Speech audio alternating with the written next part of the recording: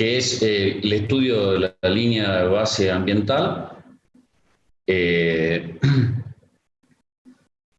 Y con ello vamos a empezar a ver algunos conceptos primero. Habíamos visto las clases anteriores que lo que se conoce como estudio de impacto ambiental y social es un estudio técnico interdisciplinario. ¿Se acuerdan que habíamos visto formación de equipo interdisciplinario, multidisciplinario?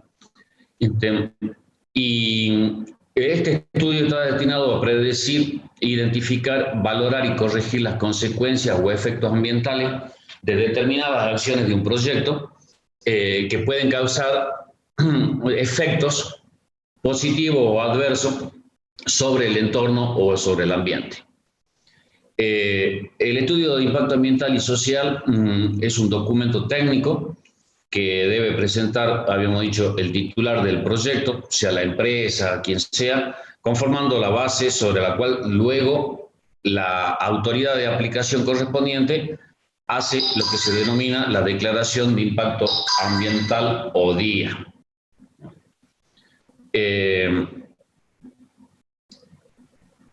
Cuando hacemos un estudio de impacto ambiental, tenemos que saber que este documento, este estudio, es un instrumento de conocimiento al servicio de la decisión y no es un instrumento de decisión. Algo muy importante, es decir, que el estudio no tendría que determinar o llevar a que alguien tome una decisión sobre lo que se dice en el estudio, sino que es un servicio a esa toma de decisión y no constituye en sí mismo un instrumento de decisión, algo muy importante porque muchas veces se confunde eso. Muy bien, y como sabemos, espérenme un ratito. Ahí está, voy a bajar el volumen de esto porque si no me vuelve loco. Ahí está. Un estudio cualquiera de evaluación de impacto ambiental o un estudio de impacto ambiental y social es un estudio normalmente complejo, por supuesto, que requiere la participación de diferentes enfoques multidisciplinarios, o sea, la conformación de un equipo donde haya profesionales de distintas ramas de la ciencia.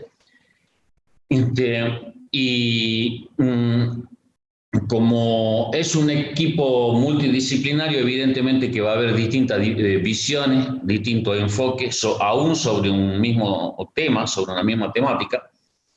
Por lo tanto, se suele hacer como trabajo previo y durante el estudio, algo que se denomina taller de expertos, en donde se pretende que todos los profesionales que intervienen traten de convergir en una idea común, en una conclusión común, en una visión común, lo más cercana posible de lo que cada uno tiene como formación. Si no, existirían desbalance y en función de las profesiones o del tema que se aborde, alguno trataría de imponer su visión sobre la de otro, ¿no? Entonces, normalmente para bajar esa situación se hace un taller, es decir, una reunión grupal de distintos profesionales en donde se trata de converger en una idea más o menos común. Por otro lado, hay que saber que un estudio de impacto ambiental y social siempre tiene una carga de subjetividad importante. Y por supuesto, eso puede afectar la calidad, no solamente la calidad del trabajo, sino que puede conllevar a una visión muy cerrada de algunos de los aspectos que se trate de evaluar durante el estudio de impacto ambiental. ¿Y por qué tiene una carga o una cuota de subjetividad? Porque no todos los parámetros ambientales se pueden medir, es decir, a no todos se le puede poner un número y por lo tanto uno puede tener una percepción diferente del valor que le asigna a cada una de las cosas, ¿no? Es ahí también donde interviene ese taller de expertos, en donde las opiniones de otros pueden aportar para que uno o cambie su visión, la ratifique, la rectifique totalmente, o que realmente ceda en cuanto a su visión, que por ahí puede estar muy cerrada, porque no porque sea uno cerrado, sino porque su formación profesional lo ha hecho ver una parte del ambiente de una determinada manera. Y sin embargo, puede ser que otro, que no tiene nada que ver con nuestra profesión, aporte una visión distinta que nos abra la cabeza o que diga, no, es como yo pienso o como yo digo, ¿no? Entonces eso es algo muy interesante que se suele dar cuando uno empieza a armar un equipo interdisciplinario para hacer un estudio de evaluación de impacto ambiental y social. Muy bien. ¿En qué consiste un estudio de impacto ambiental y social? En que se deben establecer algunos objetivos de entrada. Esos objetivos tienen que ser bastante claros y tienen que seguir ciertos lineamientos, ¿no? Entonces, lo primero es analizar las diferentes alternativas y tecnologías que va a emplear el proyecto en cuestión, que es el que origina el estudio. Lo otro, muy importante, es definir lo que se denomina la línea de base ambiental, que tiende a caracterizar la situación actual y particular del lugar que se está estudiando. Y luego identificar y evaluar los impactos ambientales que genera ese proyecto. Como resultado de estas tres primeras cosas, al final se debe proponer y definir medidas de prevención, medidas de corrección, medidas de mitigación.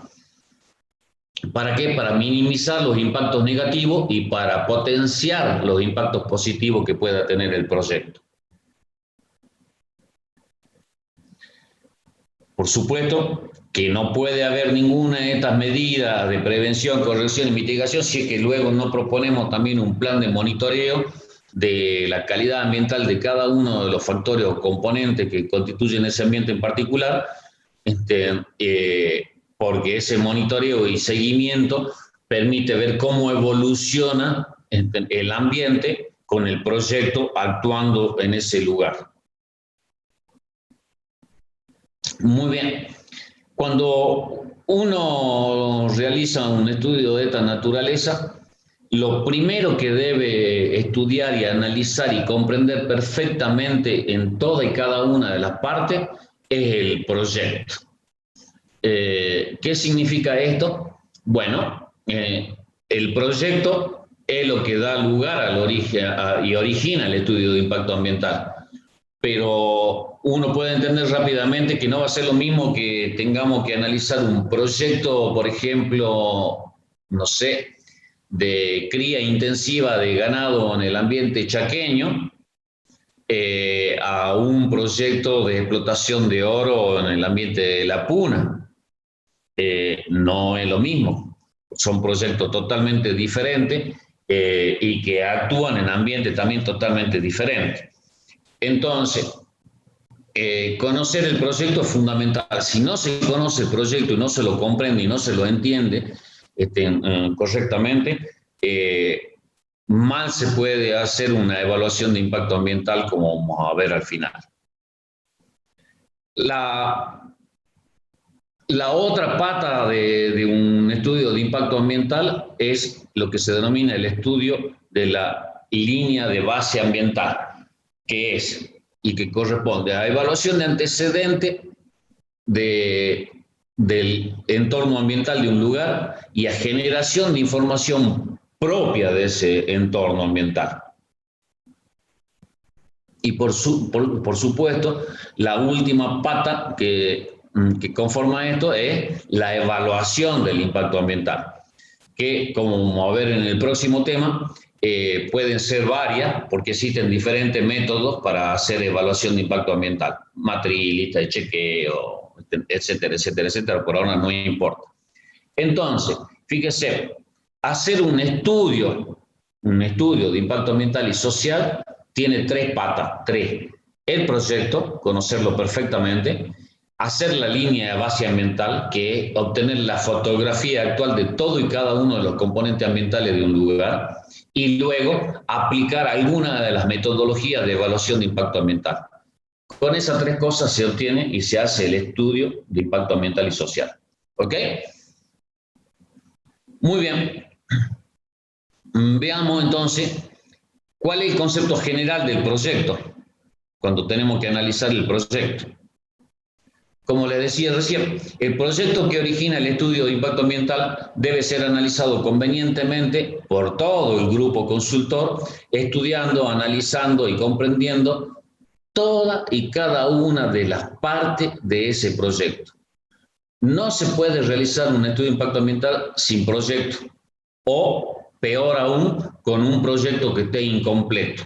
Por lo tanto, si alguna vez forman parte de un grupo consultor para hacer un estudio de impacto ambiental y se le presenta un proyecto que esté incompleto, realmente no pueden avanzar. Deberían decir, no se puede hacer porque este proyecto no está completo. Tiene que estar perfectamente detallado y generado cada una de las etapas y pudiendo identificar claramente cuáles son las partes de ese proyecto, ¿no? ¿Por qué?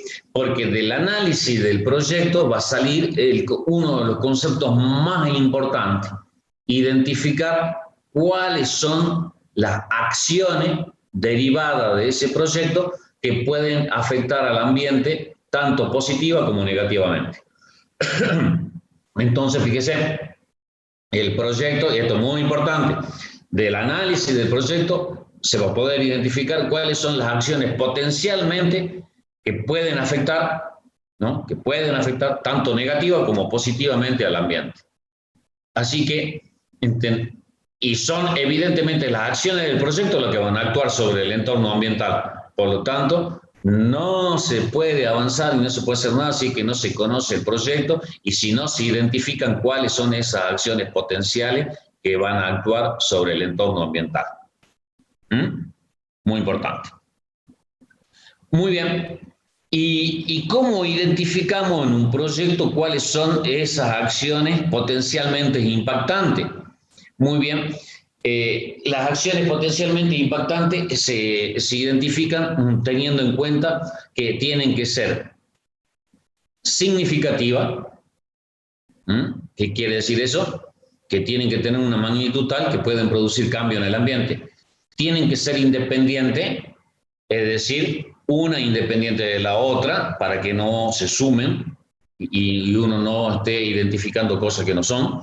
Tienen que ser representativas de ese proyecto en ese lugar. Tienen que ser exclusivas y, por supuesto, tienen que presentar posibilidad de cuantificarse. O sea, dicho de otra manera, para identificar las acciones potencialmente impactantes de un proyecto, tienen que tener en cuenta que tienen que cumplir con 5 cosas. Ser significativa, ser independiente, ser representativa, ser exclusiva y tienen que tener posibilidad de cuantificarse. Muy bien. Son muy, muy importantes lo que acabo de decirle y normalmente lo preguntamos, ¿no?, tanto en los parciales como en los exámenes finales. Vamos ahora al estudio de la línea de base ambiental, es decir, el estudio de la línea de base ambiental se llama línea de base ambiental porque es la línea de partida de conocer cómo está el ambiente en ese lugar en este momento, ¿no? Y ya habíamos definido en las primeras clases qué es el ambiente y qué es lo que se entiende por ese entorno vital, que conocemos como ambiente complejo, en donde interactúa todas las formas de vida y las formas bióticas y abióticas, por supuesto. Y un ambiente cualquiera puede subdividirse en sistemas, subsistemas, componentes y factores ambientales. Es decir, el todo se puede subdividir en sistemas ambientales, en subsistemas ambientales, en componentes ambientales y factores ambientales. Todo va a depender del análisis del lugar en donde estamos haciendo ese estudio y por supuesto va a depender del detalle que estemos haciendo de ese estudio. Todo y cada uno de los ambientes, estemos donde estemos, tienen que ser considerados como únicos y por lo tanto deben ser analizados como tales, es decir, como si fuese único y que no se vuelva a repetir en otro lugar. ¿Por qué se hace esto? Porque se tiene la idea de que el ambiente en ese lugar no se puede reproducir por efecto o por magia del hombre, ¿no? Porque es una cosa, como hemos dicho, compleja. Entonces, ¿qué es un sistema ambiental? Es un conjunto de elementos e interacciones que describen las características del ambiente, entendiendo por tal a ese complejo que está integrado por los componentes de matriz natural, física, de la matriz social, cultural y económica, en el cual desarrollará su acción el proyecto. Es decir, nada más ni nada menos que la unidad mayor que uno puede encontrar en un entorno ambiental cualquiera, ¿no? Y así tenemos los subsistemas, los componentes y los factores ambientales, que es la unidad más pequeña que uno podría identificar, y vuelvo a repetir que está en función de la escala de análisis que uno haga. Entonces, para que tengan una idea, para que esto sea más claro, antes de acordarse por ahí definiciones que son tediosas, lo más claro es fijarse en esto. Fíjese. Entonces, al ambiente lo podríamos dividir en un sistema físico y en un sistema socioeconómico, es decir, en dos sistemas. El sistema físico lo podríamos dividir en subsistemas, al que a uno lo llamaríamos el subsistema inerte, al otro biótico, al tercero perceptual. El subsistema socioeconómico se podría subdividir, el sistema socioeconómico se podría dividir en uso del suelo o territorio, el subsistema sociocultural y económico. Ahora vamos a los componentes. Dentro del subsistema inerte que hay en un ambiente cualquiera, podríamos decir, bueno, vamos a estudiar el componente atmósfera, vamos a estudiar el componente agua, vamos a estudiar el componente suelo. Dentro del subsistema biótico vamos a estudiar el componente flora, la fauna, los microorganismos. Dentro del subsistema perceptual vamos a estudiar el paisaje, el componente paisaje, y así, ¿no? Uno puede ir identificando y haciendo un detalle cada vez mayor. Entonces, fíjense en el próximo ejemplo, también el ambiente se dividió en dos sistemas, el medio físico y medio cultural. Fíjense en la diferencia, antes se llamó socioeconómico, ¿no? Acá se puede llamar medio cultural, no importa el nombre, lo que importa después es cuál es el alcance de cada una de las cosas.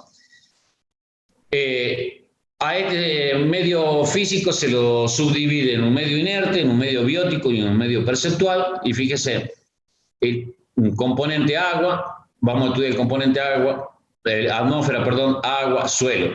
Pero dentro del componente atmósfera nos parece interesante, en función del proyecto, estudiar el nivel sonoro, la calidad del aire, estudiar el agua subterránea, estudiar la calidad del agua subterránea, estudiar la cuenca hidrológica, estudiar la calidad de agua superficial. En el componente suelo, estudiar la geoforma, el uso del suelo, los materiales que están constituidos del suelo, etcétera, etcétera. ¿Se dan cuenta? Entonces es una subdivisión de los factores, forma parte de los componentes, y claramente si comparan esta división con la anterior, está en función también del nivel de detalle que uno tiene que hacer y, por supuesto, del proyecto, de lo que diga el proyecto, ¿no? Entonces, fíjese que si decimos que vamos a estudiar el componente atmósfera, como está acá, componente atmósfera, y acá también atmósfera, dice nivel sonoro y calidad del aire, y el proyecto se trata de cría de ganado, bueno, no creo que pongamos un factor nivel sonoro, ¿no? Porque el mugido de la vaca, en todo caso, no van a volver loco a nadie si está en un lugar apropiado, digamos, en medio del campo.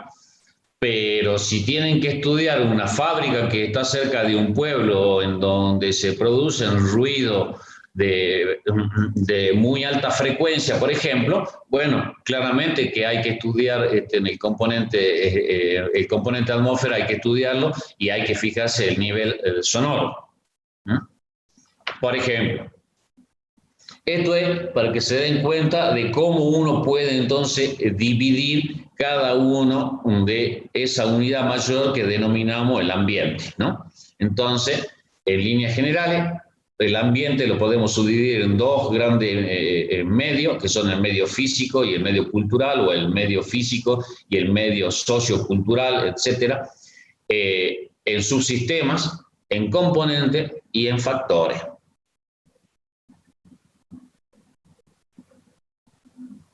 Muy bien. Y el estudio de la línea de base ambiental corresponde a la descripción de la situación actual en que encontramos ese ambiente sin influencia de nuevas intervenciones antrópicas.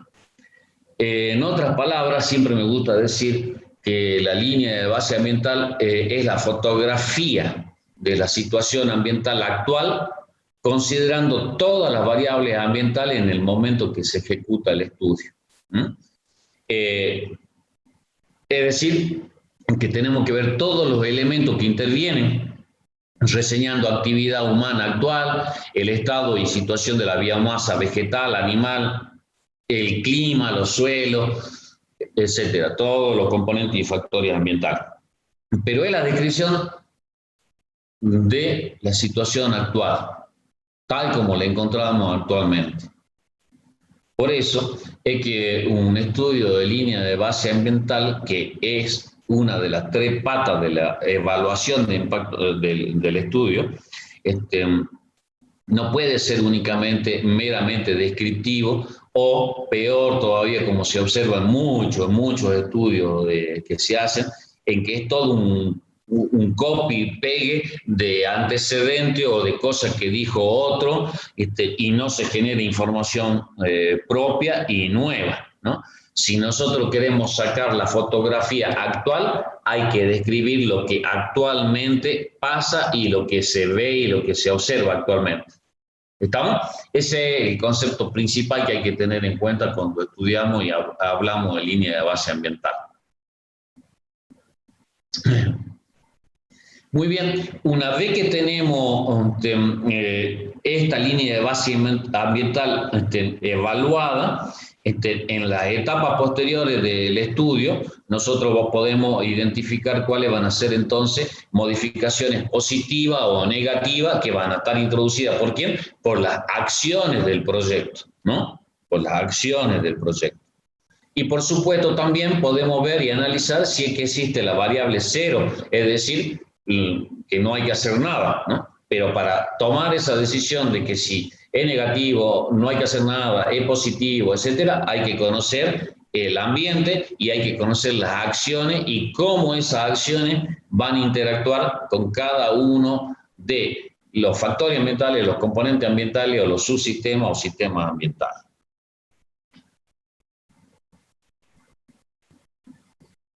Antes de pasar al detalle de lo que es el estudio de línea de base ambiental, porque es relativamente sencillo, no sé si hay alguna duda o pregunta sobre lo que estamos diciendo.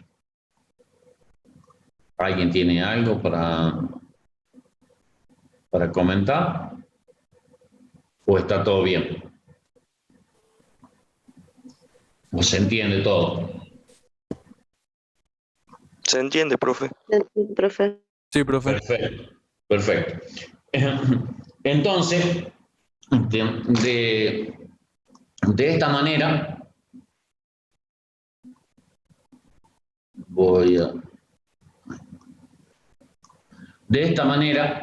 ¿qué es lo que tiene que tener un estudio de línea de base ambiental típica, pero bien hecha, ¿no?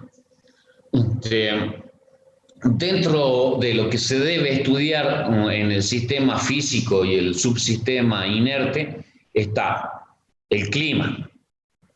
Por supuesto que hay que estudiar y analizar precipitaciones, vientos, temperatura, humedad, etc. Es decir, todas las variables climáticas o que hacen al clima de un lugar en particular. La atmósfera, hay que estudiar las emisiones de partículas, las emisiones de vapores, ruidos, etc.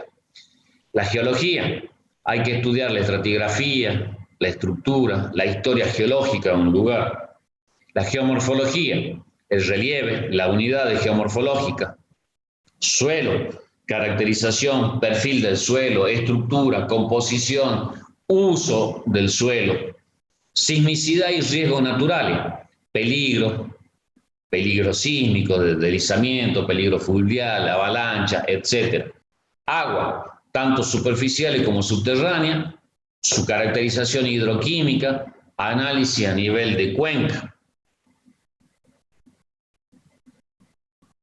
Dentro de la línea de base del sistema físico con el subsistema biótico hay que estudiar la vegetación y habrá que estudiar caracterización, las asociaciones, especies endémicas, en peligro de extinción, etc.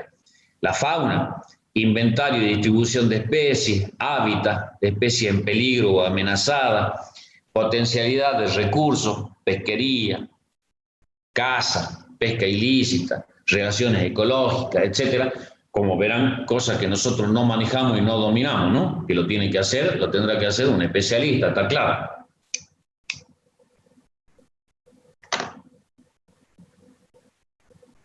Dentro de el subsistema perceptual, una de las cosas que se estudian por excelencia es el paisaje, que está vinculado a la visibilidad, a la característica intrínseca, calidad visual, etcétera, etcétera, etcétera. Después vamos a ver algo con respecto al paisaje, que es algo muy particular, ¿no?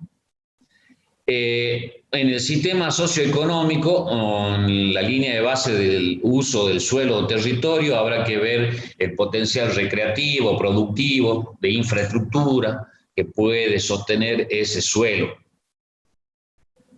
En la parte sociocultural, los aspectos culturales, humanos y patrimoniales de un lugar. Es decir, si existe en un determinado lugar aspectos culturales propios, también los aspectos humanos son muy importantes, como la calidad de vida, lo que se denomina la legitimación social del proyecto, ¿no?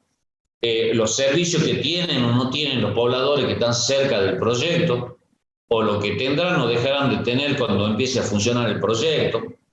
No se puede dejar de analizar los aspectos patrimoniales, que es el complejo histórico, arqueológico y arquitectónico que está en un determinado lugar y que tiene un valor intrínseco y único, por supuesto.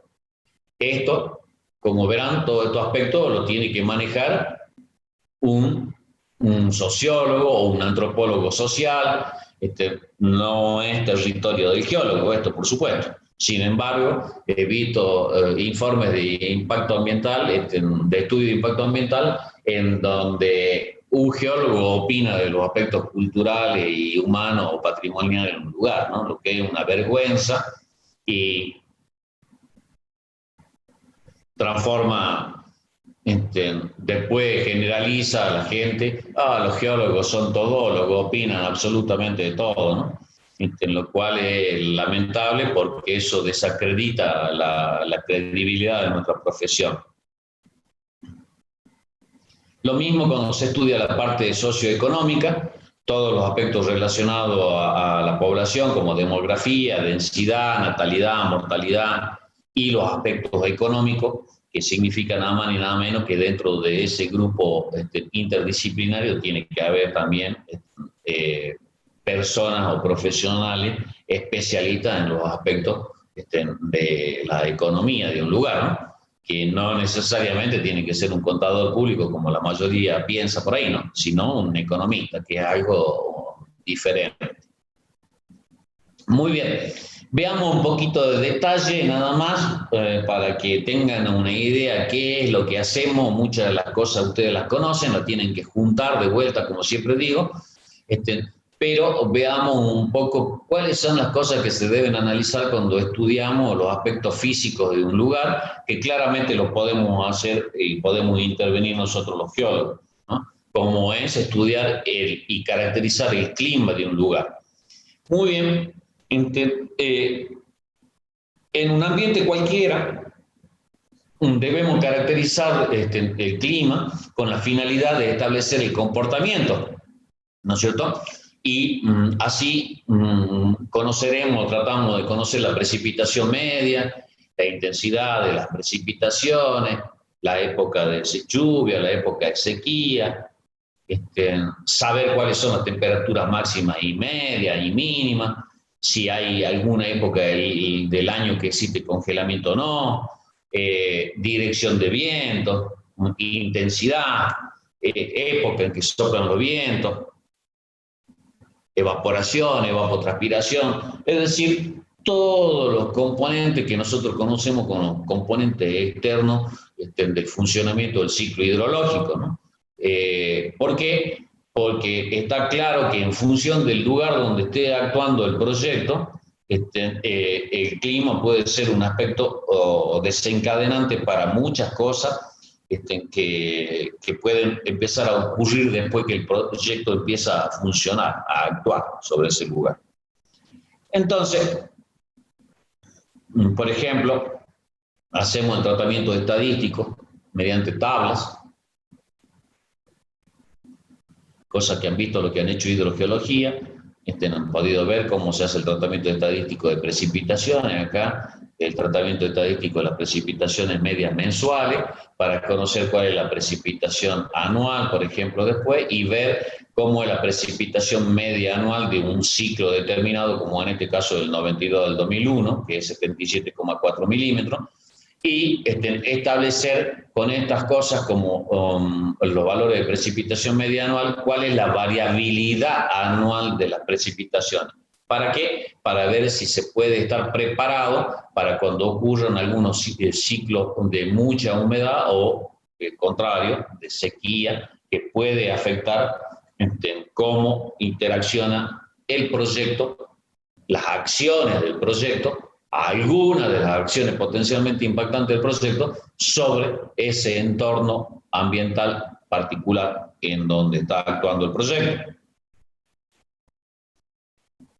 Esos datos luego se pueden representar gráficamente a través de jetograma o pluviograma, como el que vemos acá, haciendo la distribución de la precipitación media mensual en este caso.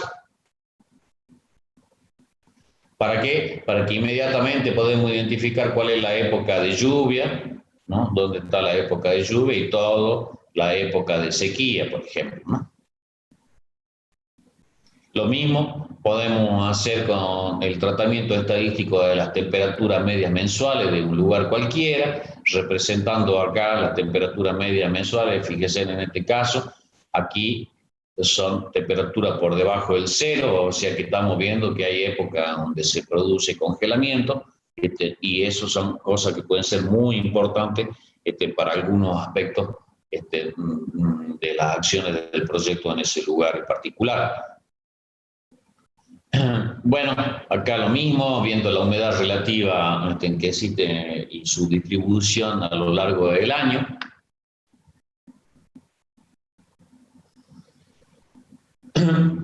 Y no hay mucho más en decir y hacer con todo lo que es los aspectos vinculados a la caracterización climática. Lo importante de estudiar y analizar y tratar de caracterizar el clima de una región es estar preparado para entender qué puede ocurrir en determinada época del año o en determinados ciclos del año, ¿no? Ciclo, perdón, dentro de un ciclo de años, 10, 20 años. La variabilidad climática, recuerden que es algo extraordinariamente importante porque nunca llueve en un lugar de la misma manera, por lo tanto, siempre hay variaciones. Por eso que se trabaja con valores medios para poder ver cuál va a ser el comportamiento medio que uno puede esperar de las variables climáticas. Muy bien, cuando estudiamos la atmósfera, las cosas fundamentales están referidas a aquellas posibles formas de contaminante presentes en el aire provenientes de actividades, esas actividades industriales normalmente, o plantas de procesamiento, o cualquier otra operación que se derive de un proyecto. Y normalmente estos contaminantes o estas formas de contaminación se pueden clasificar según su naturaleza en formas de energía, que pueden ser las ionizantes, que son aquellas que reaccionan en la atmósfera y sustancias radiactivas, y los ruidos, por supuesto. Las sustancias químicas que se pueden introducir a la atmósfera como contaminantes primarios, como aerosoles, gases, hidrocarburos, ¿no? Metales pesados, partículas.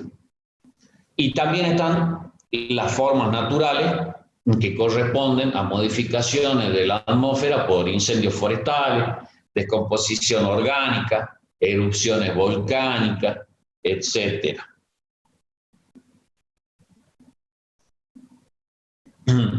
¿Qué es lo que normalmente se hace en una línea de base ambiental con respecto a la calidad de la atmósfera? Es describir la calidad del aire en concentraciones de los principales contaminantes, por ejemplo. Hacer un inventario de las fuentes contaminantes gaseosas, líquidas o de aporte de sedimento, incluyendo los malos olores. También analizar la relación entre las condiciones meteorológicas y la calidad del aire en la zona de influencia del proyecto. Por eso es tan importante cuidar la meteorología de un lugar, digamos, el clima. Y también se debe analizar la contaminación por ruido, porque en algunos lugares puede ser extraordinariamente importante y hacer que la vida para las personas o para los animales sea imposible. Muy bien, si continuamos con nuestro estudio de línea de base ambiental y seguimos dentro del subsistema físico, la geología tiene una relevancia extrema en la mayoría de los estudios de impacto ambiental, porque constituye nada más ni nada menos que el medio físico donde se van a producir todo y cada una de las acciones de un proyecto, ¿no? Así que es muy, muy importante conocer la historia geológica del lugar, conocer la estratigrafía, la litología, la estructura.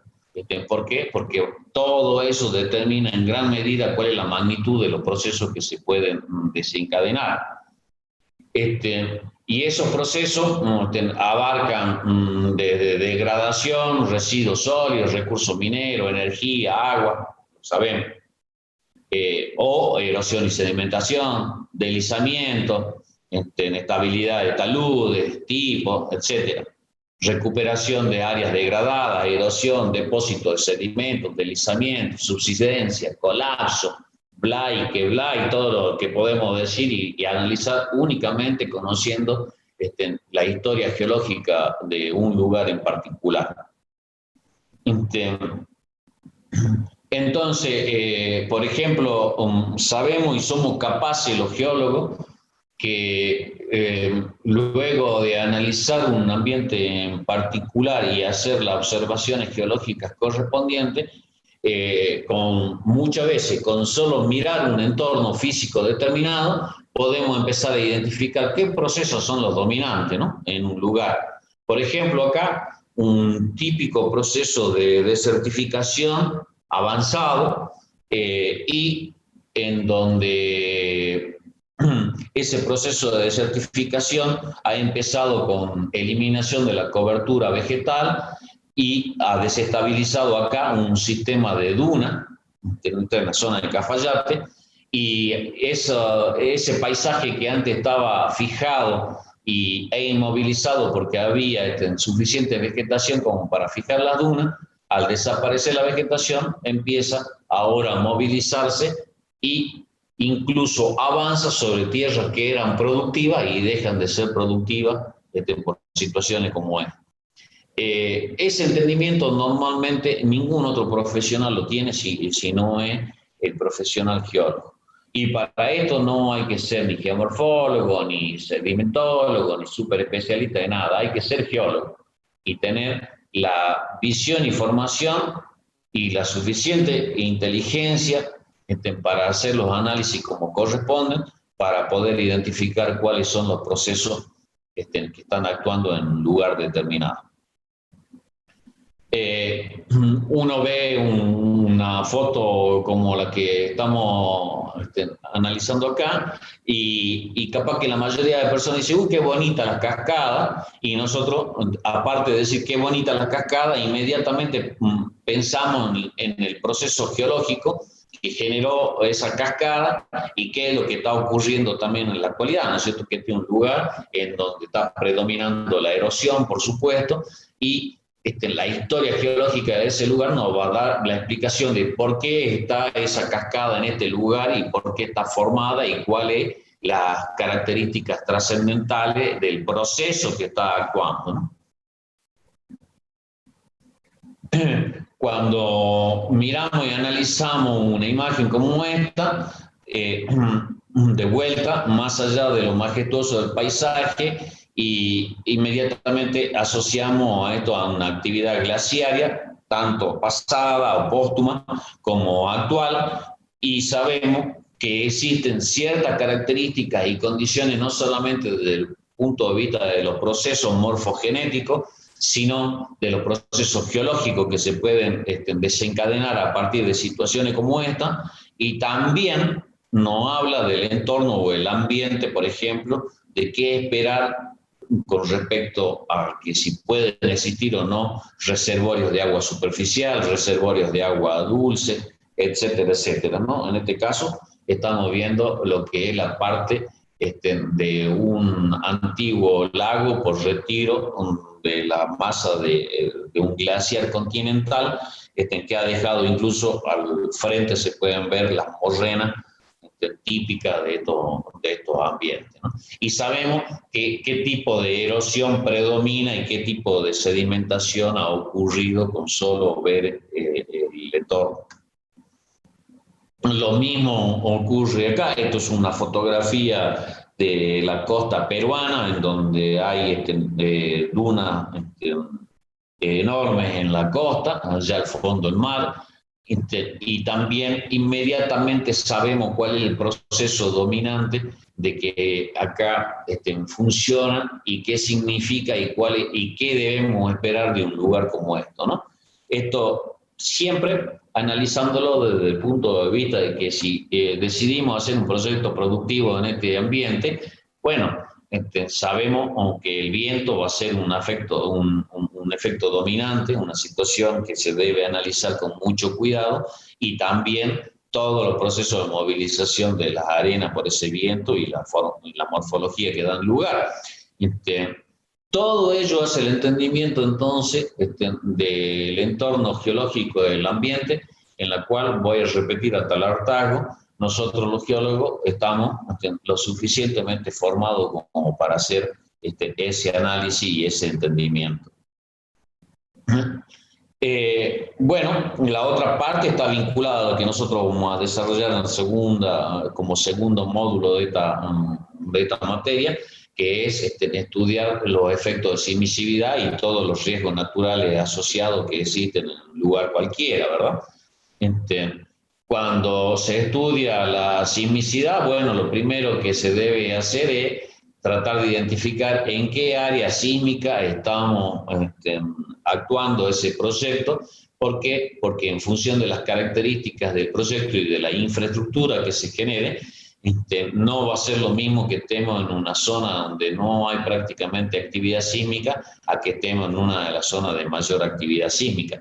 Los cuidados de infraestructura, tanques de almacenamiento de combustible, de productos químicos, etcétera, deberán ser mucho más cuidadosos y realizados con mayor control de calidad en un ambiente donde haya mayor intensidad de probabilidad de ocurrir un sismo que en uno en donde no lo haya, está claro. Porque si no, pueden ocurrir cosas como esta, ¿no? Imagínense que tengamos nuestro proyecto productivo en un lugar donde existe este tipo de actividad sísmica. no hay que ir a buscar cosas extraordinarias. Tenemos ejemplos que sobran en el mundo, ¿no? La central nuclear de Japón, de Fukushima, en donde el sismo ha destruido parte de la planta y hubo pérdida de material radiactivo, afectando no solamente la calidad de la atmósfera, sino contaminando las aguas subterráneas. Después el agua subterránea interacciona con el agua del mar, o sea, pueden producirse desastres, verdaderos desastres ecológicos, ¿no? Entonces, todo esto es extraordinariamente importante saber. Y dentro de los riesgos están cosas como esta, como los riesgos de deslizamiento. Esto es un ejemplo en Colombia. En toda la parte de abajo, una población que ha sido totalmente arrasada por un deslizamiento de ladera después de lluvias.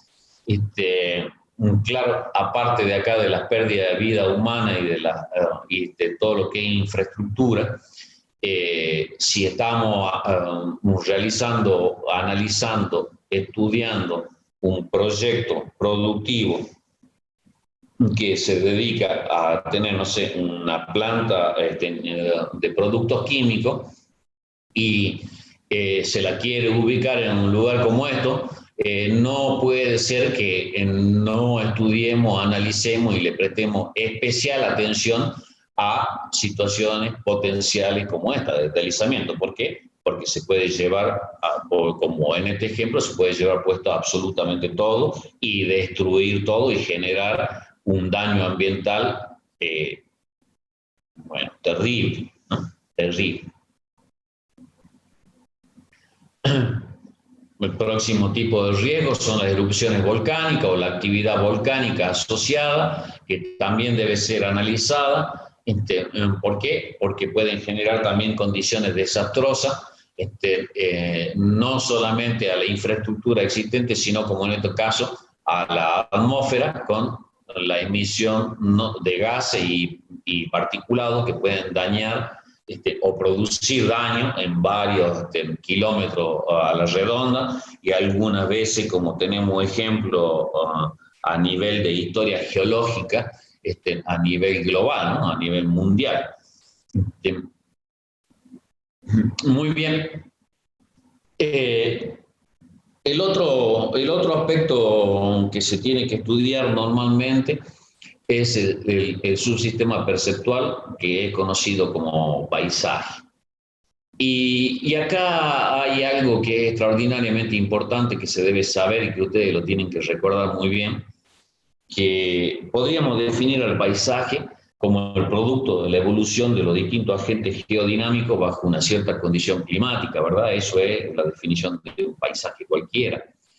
Pero además, los aspectos biológicos que se relacionan estrechamente a ese ambiente van a determinar un lugar particular que se puede considerar como único, desde el momento en que para que ese paisaje exista deben haberse dado condiciones especiales. Dicho de otra manera, no van a haber dos paisajes idénticos en ningún lugar, porque hay demasiadas variables para que ello ocurra, ¿no? Y este paisaje puede ser contaminado, puede ser modificado y puede ser destruido, claro está. Porque todas aquellas acciones físicas y biológicas normalmente debidas a la intervención humana son causantes de contaminación paisajística que se sustentan en la pérdida de la visibilidad o de la destrucción de algún componente ambiental, lo que significa que la calidad de ese paisaje disminuye, se deteriora, se modifica o hasta desaparece. Sin embargo, el concepto de paisaje tiene su origen en la sensación que produce sobre el ser humano la apreciación de distintos componentes, ¿no? Y esta percepción se produce a través de los sentidos y es distinta en cada una de las personas, dependiendo justamente de las personas, de los valores emocionales que tenga esa persona, de los valores estéticos y aún de sus valores culturales, ¿no? Dicho de otra manera, podemos ir y pararnos frente al, no sé, al cono de Arita, en el salar de Arizaro, y podemos, todo lo que estamos acá presentes, ir mirarlo y y uno de nosotros se puede emocionar, decir qué bello, qué hermoso, y te conmueve, te produce una emoción, y a otro tal vez no le pase absolutamente nada, ¿no? Entonces, también cuando se habla de paisaje está esa parte de que depende de los valores que tenga el observador. Sin embargo, nosotros los geólogos sabemos que el paisaje que estamos observando representa condiciones geodinámicas que han tardado cientos, miles o millones de años para ver un marco escénico en un punto o en un lugar cualquiera, y que eso evidentemente tiene un valor, ¿no? A nadie se le ocurriría ir con una topadora y pasarle por encima el cono de Arita. ¿Por qué? Porque es un paisaje icónico que se utiliza en la propaganda de la provincia en todo el mundo, por ejemplo. Entonces, ¿qué valor tiene ese paisaje, no? Tiene un valor extraordinario para mucha gente, y por lo tanto debe ser preservado y debe ser cuidado de esas acciones potenciales que dijimos que tiene un proyecto, que puede tener un proyecto.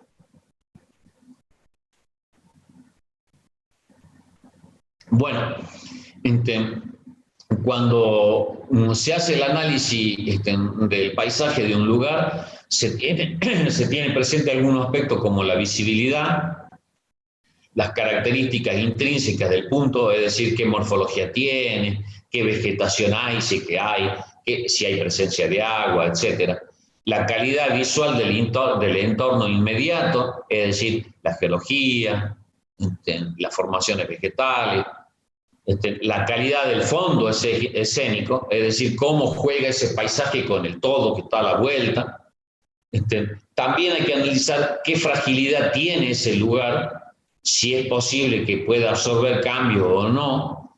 Y por último, hay que analizar la frecuentación humana, es decir, si ese lugar es accesible, si hay carreteras porque pasan por el lado, si van muchas personas o no, si está protegido o no, etcétera, etcétera, etcétera. Es algo complejo cuando parece que es algo extraordinariamente simple. No, es algo muy, muy complejo.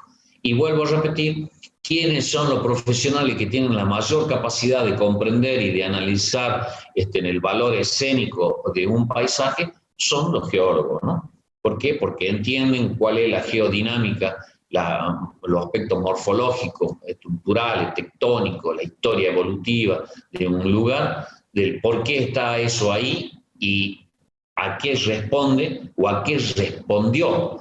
Normalmente las personas que no saben de geología o no conocen en detalle se sorprenden cuando uno le explica por qué los cerros de 7 colores de Purmamarca tienen esos colores, ¿no? Y así un sinfín de cosas que tienen un valor intrínseco muy, muy importante y que deben ser cuidadosamente estudiados y cuidadosamente valorados luego, ¿no? Fíjese, este es un paisaje típico de la Puna, tomado de una ladera. Se ve, si ustedes miran, ven un camino. Abajo se nota 2 vehículos con personas, en el fondo se nota una playa salina, este es Salar de Pocito, y uno dice, bueno, esto es un paisaje, y ese paisaje me transmite tal cosa, ¿no? Soledad, hay poca vegetación, da la idea inmediata de aridez, todo, pero ustedes tendrían la misma sensación de esta foto con los vehículos o sin los vehículos. No, normalmente no. ¿Por qué? Porque justamente hay cosas que rompen esa dinámica y esa impronta que tiene cada uno de los lugares, ¿no? ¿Quiénes son los que están fuera de contexto en esta imagen? Las camionetas y las personas, no el entorno. Porque el entorno físico, el entorno natural, es paisaje tal cual como está en su exposición actual. Y que nosotros lo podemos explicar por qué se ha formado este paisaje en estas condiciones.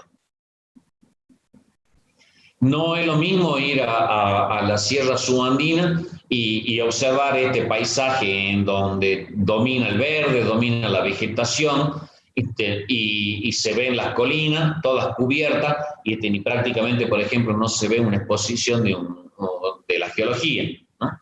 Sin embargo, también sabemos que las condiciones climáticas, fisiográficas que existen en ese lugar determinan que se implante ese tipo de paisaje característico.